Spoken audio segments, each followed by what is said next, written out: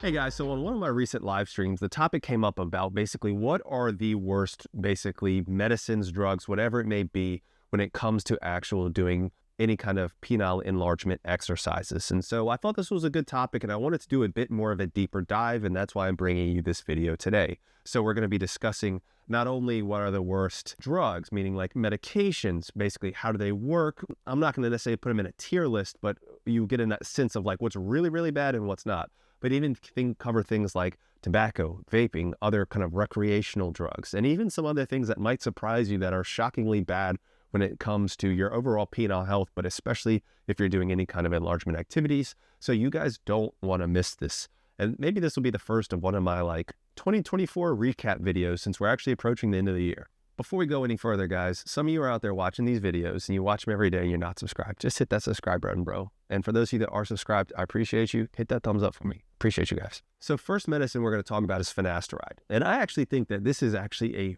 horrible medication when it comes to penile health. Now, I don't know whether it's big pharma or what you want to say, but all of the published literature is like Finasteride is not that bad.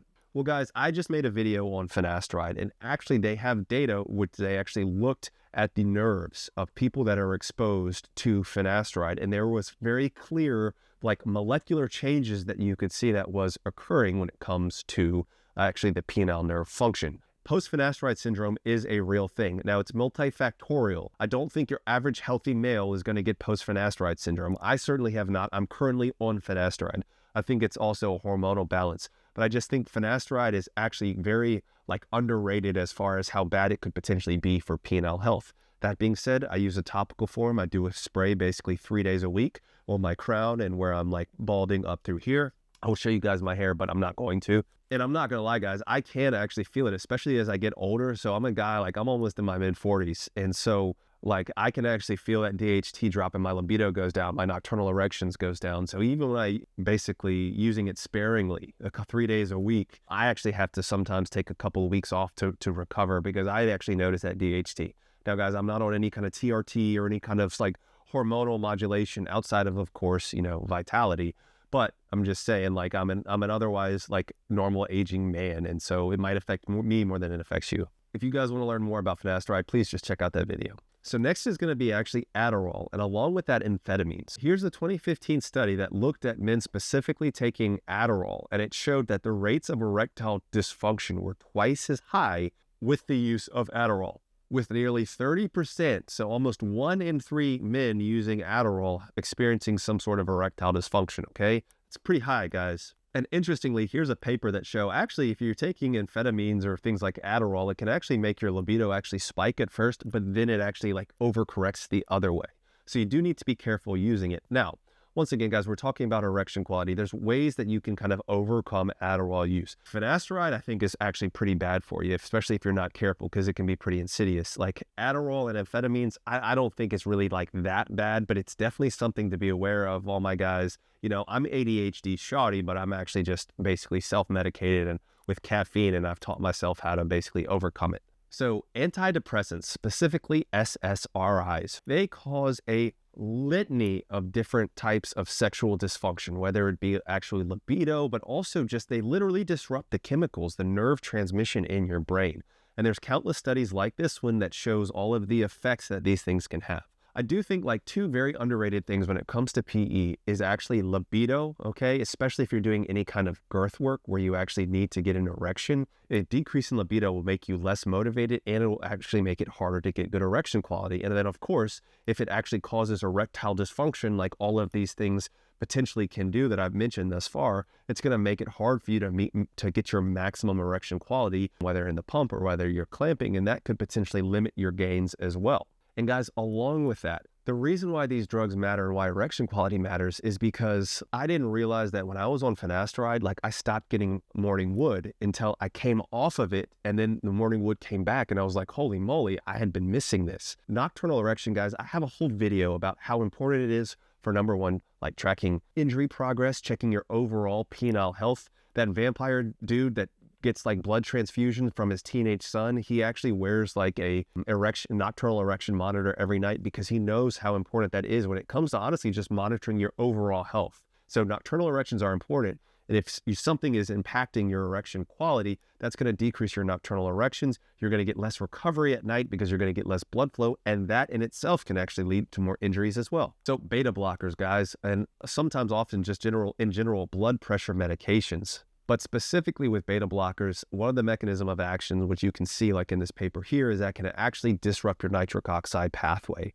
So if your nitric oxide pathway is messed up, then you can't get an erection, or it makes it very hard. Now, guys, this is one that might surprise you. Antihistamines. So not only am I an asthmatic, but I'm allergy shoddy, okay? I'm allergic to literally every kind of tree in the eastern United States, okay? And so I have to take Zyrtec on a daily basis. But guys, histamine is actually one of the nearly essential components when it comes to erections, okay? Here's a paper here that showed just by simply injecting men with histamine that they actually got erections. So 30 micrograms of histamine led to a full erection in 30% of the participants. Then they doubled the dose and it caused a full erection in 26% of the participants. And guys, the other basically proportion that didn't get a full erection got at least a semi. So histamine is a key component when it comes to erection. So if you're taking drugs that are going to block that histamine, it can actually decrease your erection quality. And similarly, guys, reflux medication. So I'm not going to bore you guys with the science behind it. I know like Blood Flow Nutrition Doc and my guy, Dr. RX72, that actually know this stuff would probably like be into it and want to hear about it. But your average people don't want to hear it. But basically, some of the medications that reduce acid reflux actually work on your receptor. It's called an H2 or your histamine 2 receptor. So a lot of these reflux meds like Pepcid AZ, Zantac, Tagamet, okay, like famotidine, there's a generic term for some of these. They actually work on your H2 receptor, which is a histamine blocker, which can reduce your histamine, which can lead to erectile dysfunction, as we just discussed. And once again, guys, these are more so things that are going to indirectly impact PE, okay? Oh man, this vodka is shining from time to time, okay? Root beer shoddy. All right, guys, so next we're going to talk about marijuana or weed. If you have not seen my video on marijuana, okay, I do an in-depth breakdown of everything I feel about it. But here's a paper here, guys, that demonstrated that an odds ratio of erectile dysfunction was 4 times as high as those who used cannabis. Now, this is not causation, okay? This is correlation, and who knows, maybe more people that, smoke weed also smoke cigarettes, and it's actually the nicotine that's causing it. Regardless, okay? This is data showing that you do have increased rates of erectile dysfunction in men who consume cannabis. Take it for what it is, which is just general data, okay? If you want to know more, check out my whole video on it, okay? Your boy's been hitting the gym, guys. I hope you guys can appreciate that. So, guys, now we're going to get to more of, I won't say more of the heavy hitters, but you'll get a sense that some of these are kind of more severe than others. One of the most important things is healthy testosterone levels, and that's for a couple of reasons. The main reason is actually your erectile function is actually reliant upon androgens, okay, on your testosterone, DHT, those types of things. There is actually very clear clinical evidence, like in this excerpt here, that when you have low testosterone, it can actually lead your penis to shrink. So a lot of older men who don't take care of themselves and their testosterone starts to drop actually have penile atrophy and shrinkage. Along with that, you can actually have increased rates of fibrosis.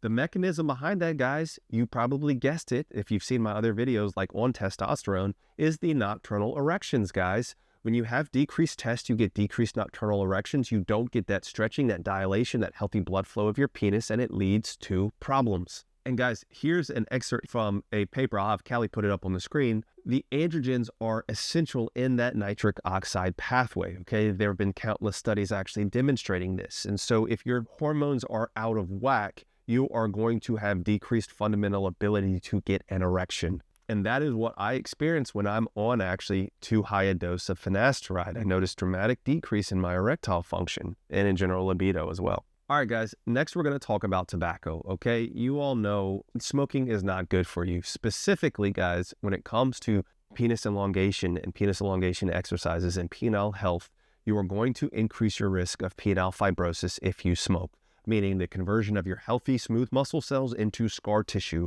where your penis does not work, and arguably increase your risk of things like Peyronie's disease, okay?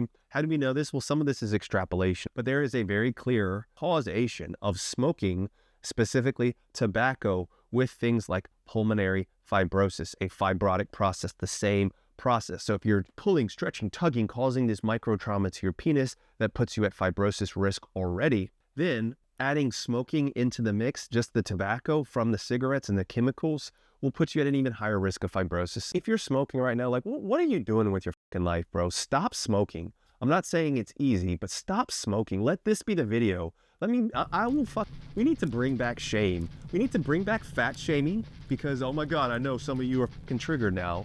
But guys, it's not healthy to be obese. Not healthy to be obese. And we're going to get to that in this video too. But it's also not healthy to smoke. And it's okay to feel a little shame in doing something that you know you shouldn't be doing. And some of you guys are probably like, oh, phew, he said tobacco smoke. I'm okay because I vape. No, guys, vaping has a very similar process. And there's more and more papers coming out that the chemicals that are containing in the actual vape, not to mention the nicotine, which we're going to get to in just a second, actually leads to fibrosis. Specifically, what they've known is some of the small airway fibrosis. And so, guys, there's clear evidence that you're going to put yourself at risk at additional penile damage from just the chemicals in tobacco or vaping.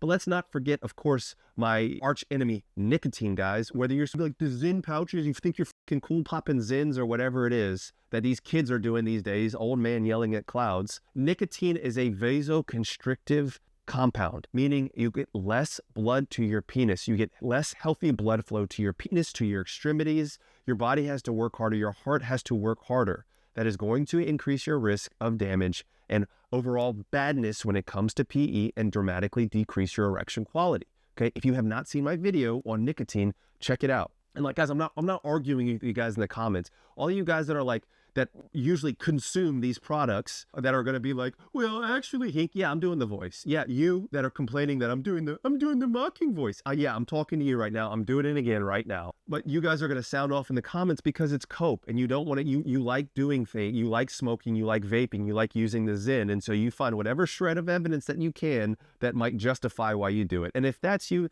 more power to you, bro. All the comments help the algorithm, but I'm just telling you, medically speaking, just like being obese is not healthy, of course, smoking, vaping, nicotine, Zyn pouches, all of that stuff is not good for you health-wise. And guys, here's one you might not even think about, but dehydration. If you are not hydrated, when you are dehydrated, number one, your blood is thicker, so it's harder to get to the places where it needs to go.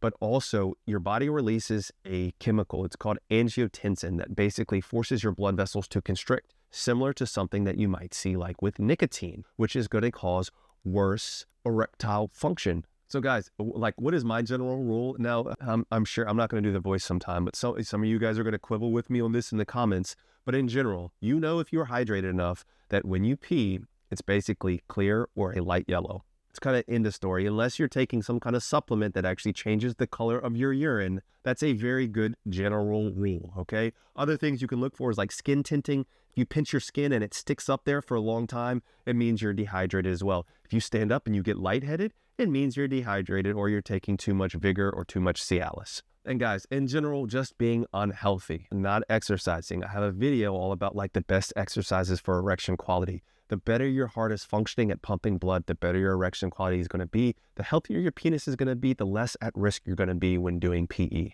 And of course, there's things like diets that are high in salt, which can lead to high blood pressure, which over time can damage the arteries, especially that go to your penis, especially those small little delicate arteries. Or you just have a shit diet and you're on the verge, or maybe you have type 2 diabetes. The diabetes itself damages the nerves in the penis and can lead to permanent and irreversible erectile dysfunction if you're not careful. And guys, I don't have time, but like all of the like processed food and especially like some of these additives can actually be very damaging to your overall health in general, but especially erection health.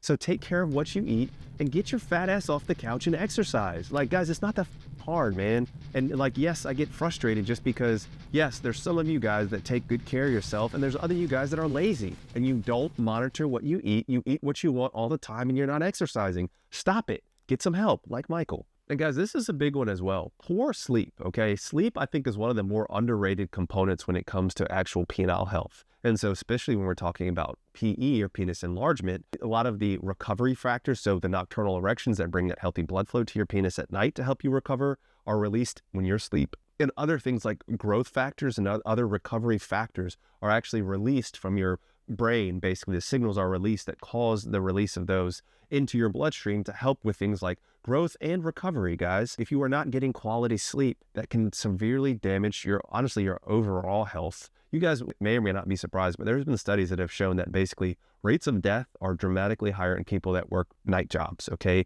Death, cancer, obesity, diabetes, like all of these maladies, okay, are increased when you screw up your circadian rhythm. Sorry for all of you, like some of you guys don't have a choice. You have to work nights. I feel for you, bro. But if you can, try to get out of that night job position, seriously. So guys, make sure you're getting good sleep. I would say at bare minimum 6 hours. I know some of you guys, that's just not feasible in life. Do what you can, guys. Life is not fair, okay? I'm not saying any of this stuff is easy, but there are certain steps that you can make to improve your overall health. So guys, let me know what you think. What am I missing? What do you think that I'm dead wrong in the comments, or maybe overhyping, or what do you think I missed? Or do you appreciate this video? Let me know what you think in the comments, guys. Now remember, guys, there are ways to mitigate some of these issues. How I gained basically over 1.5 inches in length and over 1 inch in girth, which is actually documented. You can verify that on Reddit right now. Okay, my course is available. Link is in the description below. If you need me for coaching, patreon.com/DocHink. Just click my link tree, guys. It has everything in there. If you want to support Callie, all the ways to do that are in the description as well.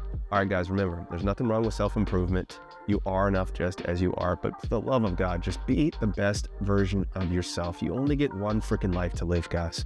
All right, till the next one. Peace and love, guys. Dr. Hink got the plug on the health, yeah. Got you thinking about your wealth, yeah.